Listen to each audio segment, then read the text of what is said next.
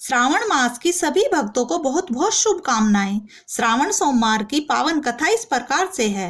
एक साहूकार था जो शिव का अनन्य भक्त था। उसके पास धन धान्य तो बहुत था, लेकिन कोई संतान नहीं थी। वह इसी मनोकामना को लेकर रोज रोज भगवान भोलेनाथ की पूजा पाठ किया करता था। एक दिन माता पार्वती ने भोलेनाथ से कहा, हे प्रभु, इसे एक पुत्र का वरदान दे दीजिए। तब भोलेनाथ ने कहा, हे देवी, इसके भाग्य में पुत्र का योग नहीं है। माता ने बार बार आग्रह किया प्रभु से, तो भगवान भोलेनाथ ने कहा, पुत्र का वरदान तो मैं दे दूंगा, लेकिन इसका पुत्र 12 वर्ष से अधिक जीवित नहीं रहेगा। साहूकार यह सारी बातें सुन रहा था।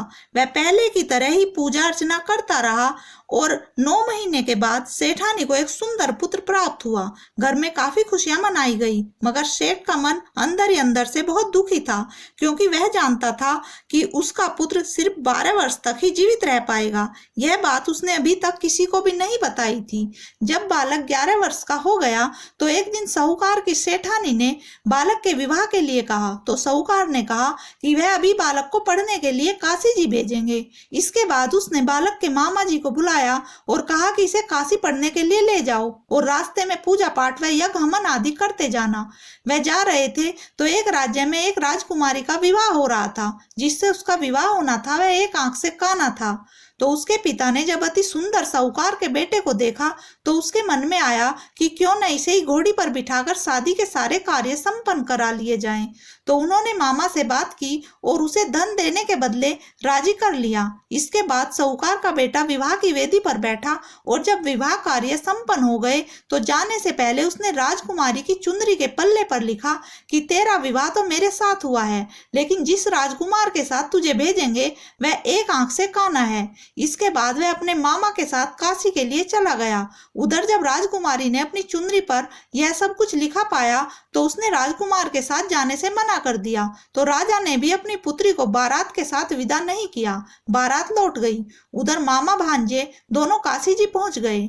इसके बाद वहां पर वे यज्ञ करने लगे और एक दिन जब मामा यज्ञ कर रहे थे तो भांजा बहुत देर तक बाहर नहीं आया। तो मामा ने अंदर जाकर देखा कि भांजा क्यों नहीं आया, तो उसके प्राण निकल चुके थे। वह बहुत परेशान हुए और सोचा कि अभी रोना पीटना मचाया तो ब्राह्मण चले जाएंगे और यज्ञ का कार्य अधूरा रह जाएगा।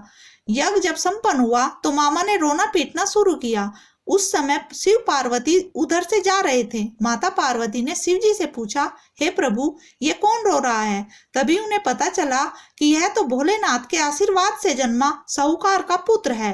तब माता पार्वती कहती है, हे स्वामी, इसे जीवित कर दें, अन्यथा रोते रोते इसके माता पिता के प्राण निकल जाएंगे। तब भोलेनाथ ने कहा, हे पार्वती, इसकी आयु इतनी ही थी, सो वह भोग चुका। लेकिन माँ के बार बार आग्रह करने पर भोलेनाथ ने उसे जीवित कर दिया। लड़का ओम नमः शिवाय कहते हुए उठ खड़ा हुआ।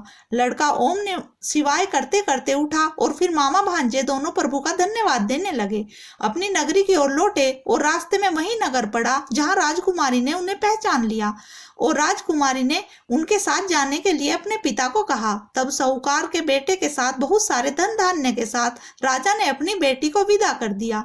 वह राजकुमारी, उसके माता पिता, मामा व राजकुमार सभी बहुत खुश हुए। भगवान भोलेनाथ का सबने शुक्र अदा किया और जय जय महादेव के नारे लगाए। सभी भक्तों की मनोकामना महादेव इसी प्रकार से पूरी करते रहें और सभी की मनोकामना को पूर्ण करने के लिए हम उनकी कथा आदि ऐसे ही पढ़ते और सुनते रहें।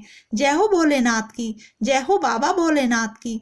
ओम नमः शिवाय, ओम नमः शिवाय। जय जय महादेव, हर हर महादेव, जय भोलेनाथ। ओम।